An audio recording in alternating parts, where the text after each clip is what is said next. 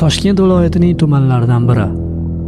23 yoshli bir yigitning janozasiga tumonat odam to'plangan. Peshin namozi o'qib bo'lingach, masjid imomi bu yigitning qanday bo'lganligi haqida so'radi. Hamma bir barakayiga yaxshi odam edi deyishdi. Yaxshi odam ekanligiga guvoh berganlar saflarni tekislab janoza namoziga tayyorlana boshlashdi. Ammo shu paytda masjid tashqarisidan bir masihiy xristian rohibi ko'rindi. U shosha-pisha bir narsasini yo'qotgan insondek yugurib keldi. Bu yigitga janoza o'qib bo'lmaydi, chunki u xristianlikni qabul qilgan.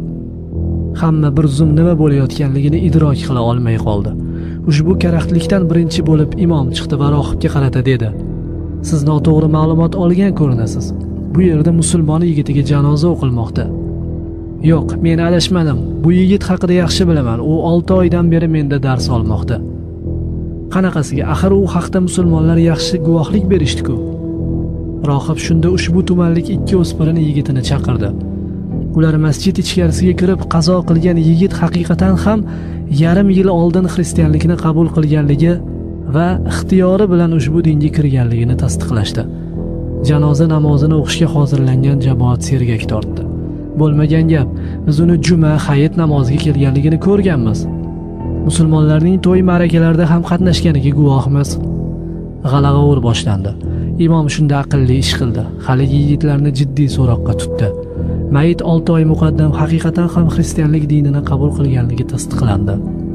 Janoza o'qishga mas'ul shaxs jamoatga qarata shunday dedi: "Bu yigitga janoza o'qilmaydi, u musulmon emas." Ota uvoz soldi: "Sendaqa farzandim yo'q.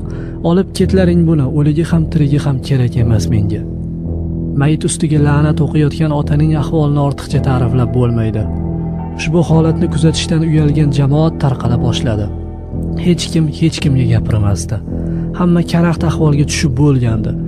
Shu paytgacha odamlar falonchi xristian bo'libdi, uyiga xoch osib kelgan qizini falonchi oq qilibdi, Toshkentga o'qishga ketgan falonchi Injil tarqatib yurganmish qabilidagi xabarlarni eshitar, ammo parvolari halak edi. Ular bugun bu yigitga janoza o'qilmaydi degan jumlaning naqadar dahshatli yangrashini his qilishdi. Holat janoza namozi o'qishga kelganlarning har biriga katta aqidaviy dars bergandi go'yo. Haligi 2 yigit ham bu voqeani ko'rib tavba qilganligi haqida ma'lumotlar bor. O'sha kungi voqea ana shu janozada ishtirok etgan odamlarga ham qattiq ta'sir o'tkazgan edi. Uyga kelishlari bilanoq o'g'il-qizlarning yurish-turishlariga qiziqa boshlashdi. Shu bilan birgalikda ularga aqida almashtirishning oqibati qanday ekanligini hikoya qilib berishdi.